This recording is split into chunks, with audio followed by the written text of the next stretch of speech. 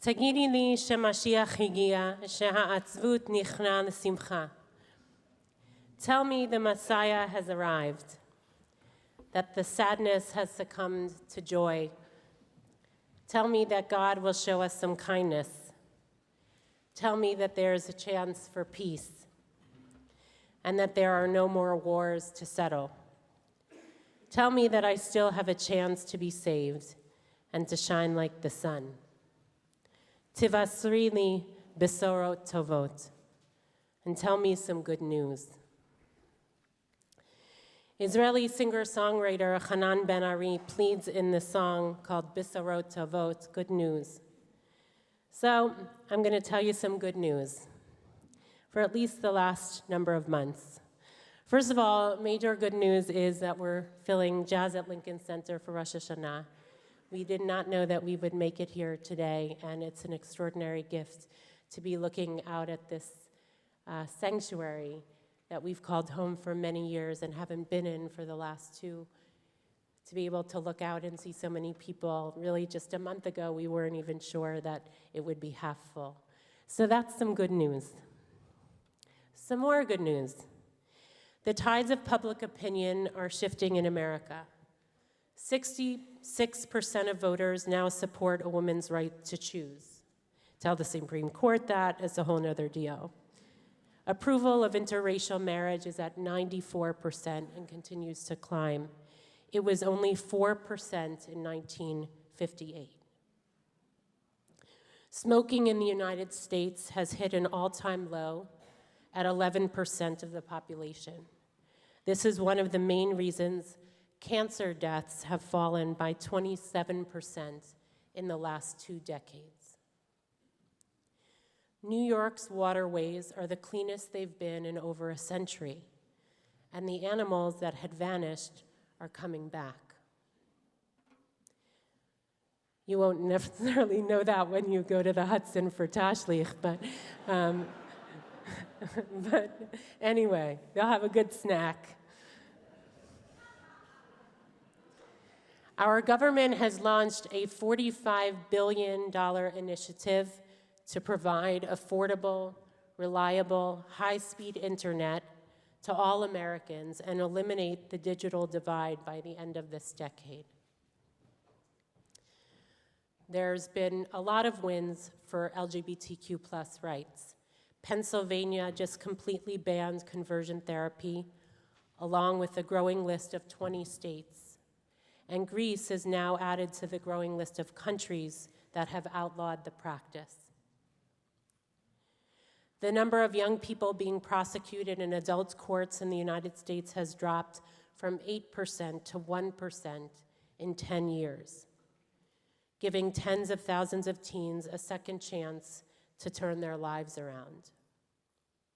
And in the last 20 years, Indonesia reduced the share of people living below the national poverty line. Indonesia is the 4th largest country in the world, from 20% to 10%. Lifting around 25 million people out of poverty. There's actually a website called Future something, and it has a whole list of good news. So if all this good news is true, and by the way, this is just a slice of what's listed, they go month by month, all the good news that's happened. And it's somewhat astounding because it doesn't feel that way. Why is there such a heaviness in the air if there's all such good news? When there seems to feel a strong sense of regression, why doesn't it feel like there's so much good news? We are living, I don't have to tell you, in a time of profound upheaval. The war in Ukraine, the global climate crisis, rising anti-Semitism, the ongoing occupation, the overturning of Roe v. Wade, amongst so much more. That's not to say also what's happening in our personal lives, whatever upheaval we're experiencing. We believed, I think, that the arc of the universe was long, but that it would bend towards justice. We thought we were on a path toward the expansion of liberal democracy throughout the world. We assumed that civil and human rights and general freedom would only progress. We were under the illusion that America, even with its flaws, was a stable democracy. Our sense of progress and hope in what's possible, I think, has been significantly diminished. The Arab Spring didn't deliver democracy. Oslo didn't bring about a two-state solution. Hard-won precedents on all kinds of rights have been stripped away after a half a century.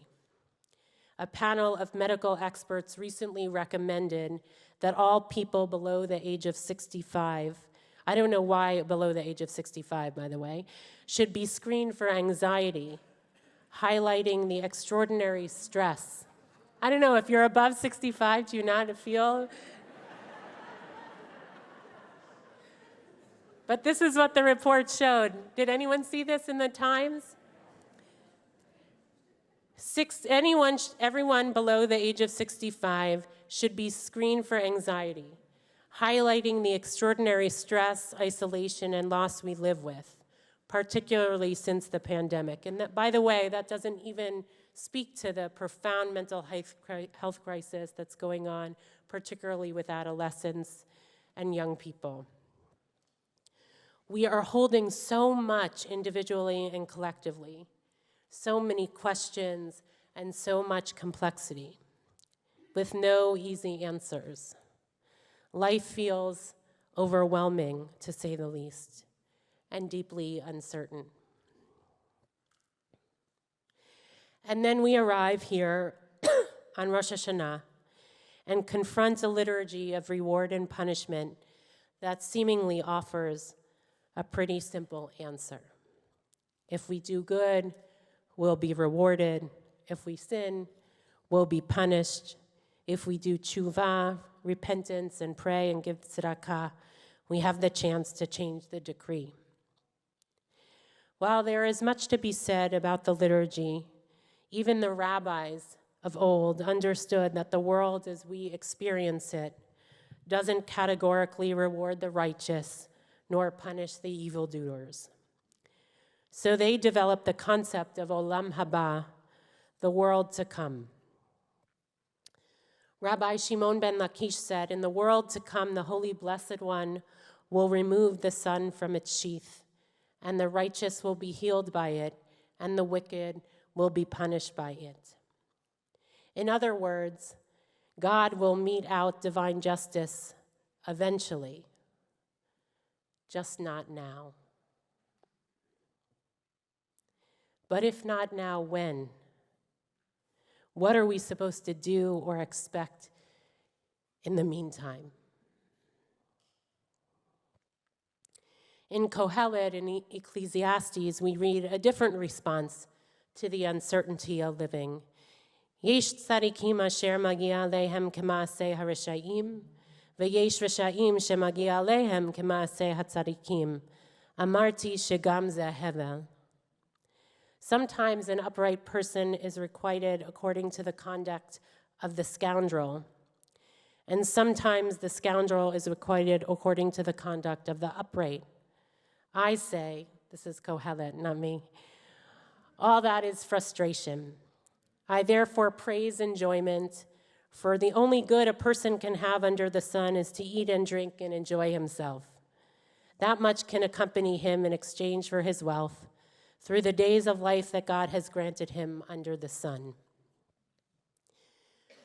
Kohelet articulates a voice of nihilism. Nothing matters. The pursuit of justice and truth are fruitless. The best way to live with meaninglessness and uncertainty and injustice is to seek out personal joy and indulge. Alternatively, in the Talmud in Baba Batra, a story is told of the other extreme.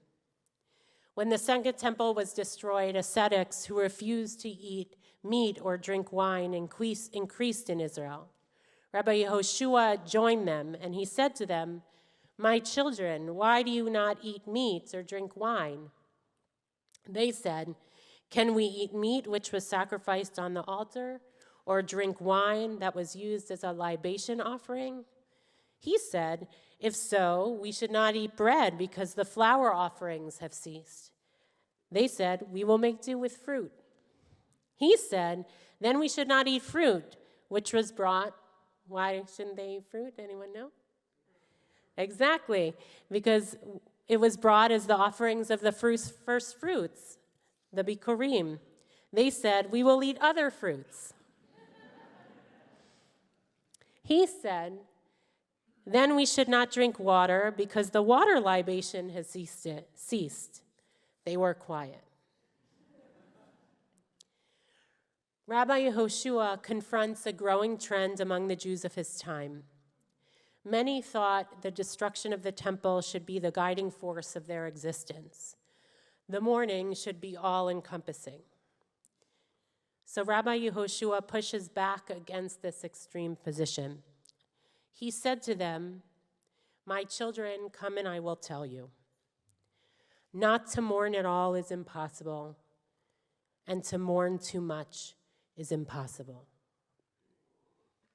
Not to mourn at all is impossible, and to mourn too much is impossible. Living according to Rabbi Yehoshua is not an all-or-nothing proposition. We have to give space for mourning, but it can't overtake our existence. That is really not true living. Some rabbis of old even proposed the principle, Yerida letzorech aliyah, to go down in order to go up. We have to descend to ascend, that we can grow and learn and transform even from the most broken of places. Or as the psalmist would say, Hazorim bedima berina yiksoru, those who sow in tears will reap in joy. We too are wrestling with loss and despair, the uncertainty of what lies ahead, and the crumbling of some of the most basic assumptions we live by. But we are not here to anesthetize ourselves to the challenge of living like Kohelet, nor to sink ourselves into a pit of despair like the ascetic Jews Rabbi Yehoshua encountered. We are here during these awesome days to try to find a pathway that allows us to hold the uncertainty and say yes to the brokenness and yes to living. We are here to awaken our sense of agency and to transform ourselves.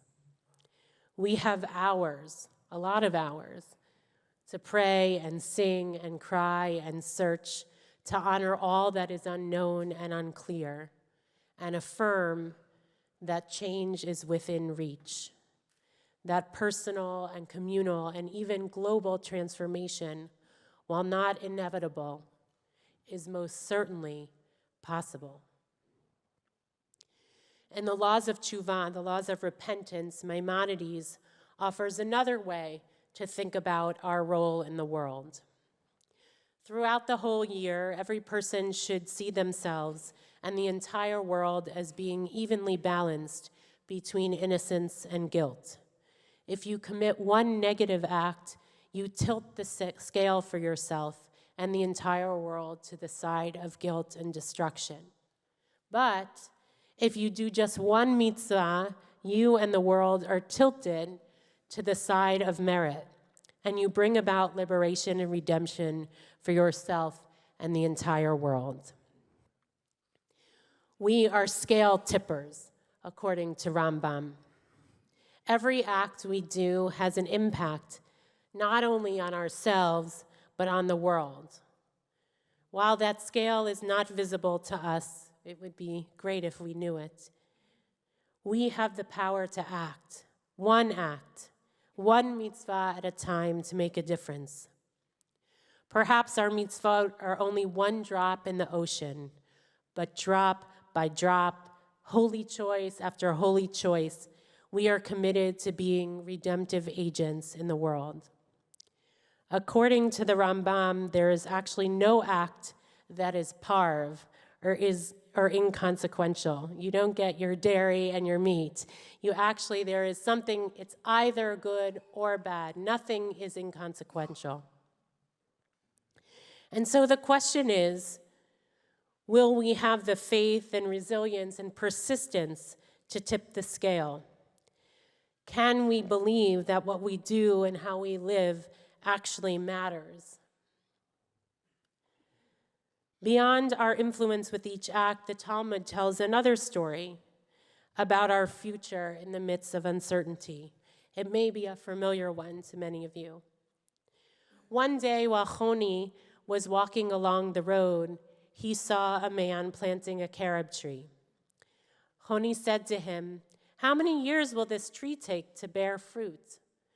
The man said to him, 70 years. Choni said to him, "Will you live 70 years from now to eat from it?" He said to him, "I found a world with carob trees. As my ancestors planted for me, I plant for my children." Choni sat and ate bread, and a deep sleep fell on him. A cave surrounded him and hid him from view. He slept for 70 years. That's a good nap, you know. When he got up, he saw a man gathering carobs. Choni said to him, "Are you the one who planted this tree?" The man said to him, "I am his grandson." Choni said to him, "I understand from this that I have slept for 70 years. He saw that his donkey had given birth to many young, and he went on his way. The story continues with a harsh end for Choni, and his life ends in despair. Choni is a man of the moment. He really can't see beyond his own existence. He mocks the old man's investment in the future and is ultimately punished for it. The old man is the actual hero of the story. He tips the scale by planting seeds despite the uncertainty. He has no guarantee that his seeds will survive and grow into a tree. There are plagues and storms and droughts, but he has the commitment to create the potential. Some are waiting for Olam Haba, for the world to come, and Mashiach to arrive in the hopes that everything will work out in the end, that salvation will come from elsewhere. A deeper understanding of Mashiach is that it will never come. Mashiach is the idea of keeping a vision of a better world in front of us. Mashiach is the attitude of the old man, a messianic attitude, planting seeds for redemption, doing his part in his time, knowing that he will not have the privilege of watching all the seeds of his labor grow to fruition.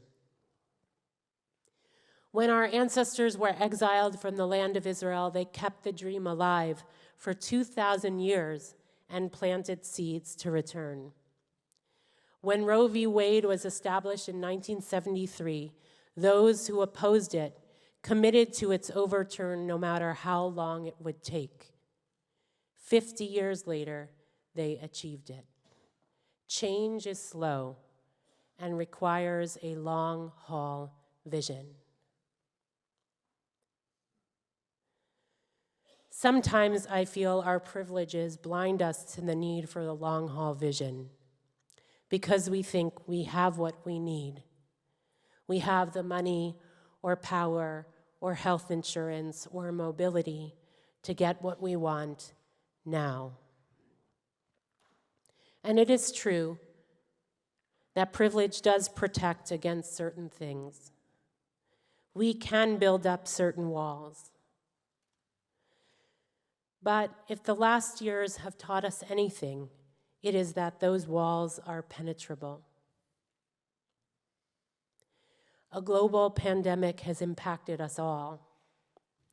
Years of chipping away at democracy and the devaluing of truth have left our governing institutions deeply vulnerable. A pernicious machine has been built to strip women of their right to choose, or of people of color of their right to vote. And many, or most you could say, have been disinterested. Years of ignoring the climate crisis have brought harsher weather in all forms amongst a myriad of other issues to all of us. Just as the shofar sounds in these days to wake us up, so too, all that has been exposed is a grand wake-up call. It should be a grand wake-up call. We can ignore it, or we can throw up our arms. We can indulge and consume and live in the present. We could mourn and sink into despair. And yes, we all have moments like those. Or we can dream of that carob tree growing in the future.